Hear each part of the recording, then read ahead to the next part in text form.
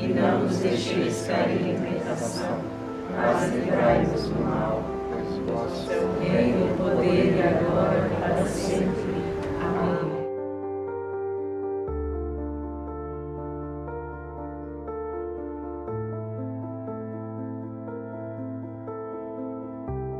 A missão da Rede Rua se expressa no próprio nome. Rede, né, quer criar uma rede de relações, de pessoas que convivam e que estejam ao lado das pessoas de rua, no seu sofrimento, na sua dor. A Rede Rua nasceu a partir dos anos 90. Eu, com um grupo de leigos e leigas e outras congregações, a gente percebeu esse apelo.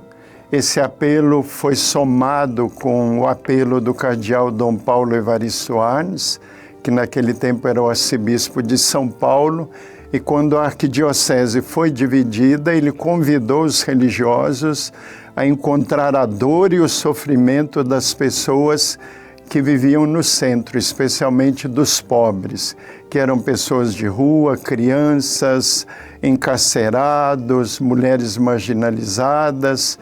E então foi uma tentativa de dar uma resposta, e uma resposta também a partir dos meios de comunicação.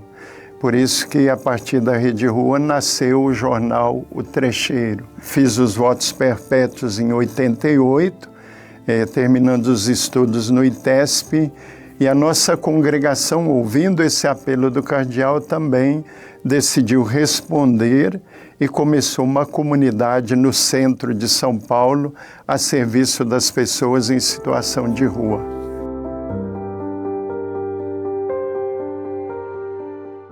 Como verbita, a dimensão espiritual está ligada à encarnação do Verbo. Deus se fez homem, em Jesus de Nazaré se fez gente para nos divinizar, ou para ajudar a gente a perceber que tem uma centelha do divino em cada pessoa. Então, a partir daí, a Rede Rua começa pelo humano, pelo contato, pela relação, pela escuta, pela construção com os trabalhadores, a construção com os voluntários, e a partir daí também surge a necessidade espiritual, que é uma necessidade básica das pessoas.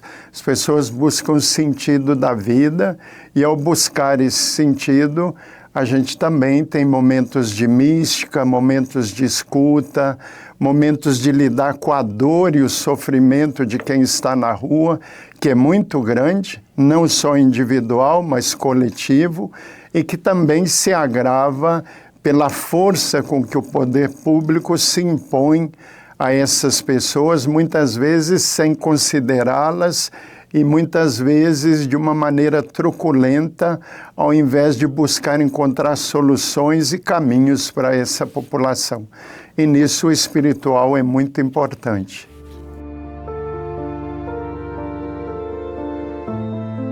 A gente trabalha com o sofrimento e com a dor imensa, psíquica, física e espiritual das pessoas que estão em pleno abandono. Nesse sentido, aquilo que São Tiago conclama de curar os enfermos, de estabelecer um processo de cura através da oração, através do contato, eu acho que sim. A gente está constantemente em contato com as pessoas de rua, ouvindo a sua dor, ouvindo o seu sofrimento e também tocando na dor e na carne dessas pessoas. Elas mesmas se aproximam de nós em busca desse conforto espiritual e também de uma relação humana que as acolha como pessoa, como filhos de Deus. Então, nesse sentido, tem não experiências do sacramento, mas experiências que eu diria sacramentais. Quando você abraça uma pessoa, quando você enxuga a dor daquela pessoa, ou quando você faz uma escuta de todas as dores da pessoa, é uma presença sacramental de quem tem fé e de quem convive com essas pessoas no dia a dia. Os sacramentos da Igreja nascem da maneira de Jesus se relacionar e se entregar ao povo com o qual ele conviveu, que é o povo mais pobre e mais sofrido. E Jesus se entregava através de gestos, através do toque, através da escuta, através da fala. Tem inúmeros textos do Evangelho que trazem essa proximidade de Jesus, que era uma proximidade que curava. Então nós, como igreja, depois introduzimos formalmente o sacramento, diversos sacramentos, entre eles a unção dos enfermos. Esse sacramento está muito conectado com os sinais e com a natureza, não é? Ele vem através da unção de um óleo que não só conecta a pessoa com Deus, mas conecta a pessoa com aquilo que ela é, na sua essência, no seu material, que precisa ser divinizado, precisa ser trabalhado.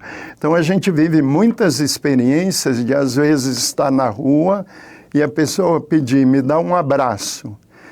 A gente vive experiências onde a pessoa chama, padre, pode me escutar, pode sentar comigo, me ouvir?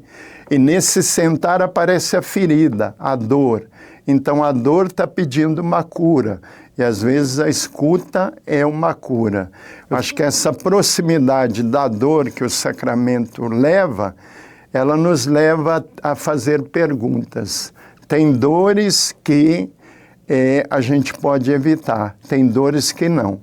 O sacramento é para aquelas dores que a gente pode evitar.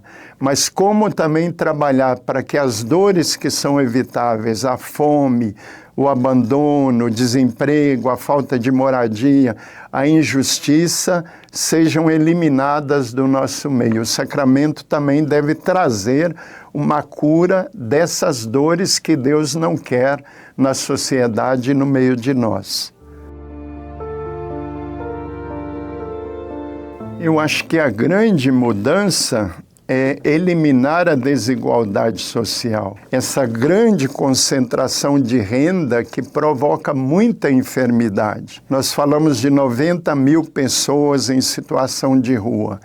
Num país que podia ter todos os seus filhos comendo bem, morando bem, vivendo bem. Mas quando a gente diz nos dados que praticamente 60% da riqueza do país está nas mãos de 1% e o restante 40% é o que sobra para mais de 99% da população, isso gera doença interminável e vai gerando exclusão e pessoas na rua e pessoas sem moradia e neuroses e problemas psicológicos e problemas de saúde, que se você não tem acesso bom à saúde, cuidados médicos, o corpo vai se deteriorando. E o nosso corpo foi feito para viver na alegria, para viver no relacionamento, no contato, para viver feliz. Então, os sacramentos são para criar a consciência de que o céu tem que começar aqui na terra. Eu aprendi que o pobre tem muito a nos ensinar e que ele também, ao nos aproximarmos dele, ao tocarmos, ao abraçarmos, ao escutarmos, ao falarmos com ele, acontece um processo recíproco de cura. Aquilo que um dos autores espirituais diz de o curador ferido. Todo ministro é um doente que quer curar. Eu também chego a eles com as minhas limitações, com as minhas dificuldades psicológicas, com o meu limite humano, oferecendo o que eu tenho. Mas eu acabo recebendo dele também muita riqueza, muita força que me ajuda a viver melhor. Então existe uma cura que ela é recíproca. Eu me ofereço com aquilo que eu sou, com aquilo que eu tenho, mas eu recebo de uma riqueza muito grande que eu encontro na rua. Eu diria que nós nos propomos a ser ministros, representantes de Deus, consagrados em nome de Deus. Isso só tem sentido quando nós nos aproximamos, a partir do nosso carisma, das feridas do povo de Deus. E as feridas são muitas, elas estão por aí. Então, a primeira coisa é aproximar, é tocar na ferida, é escutar, é que perder o medo, vencer a distância e ir ao encontro.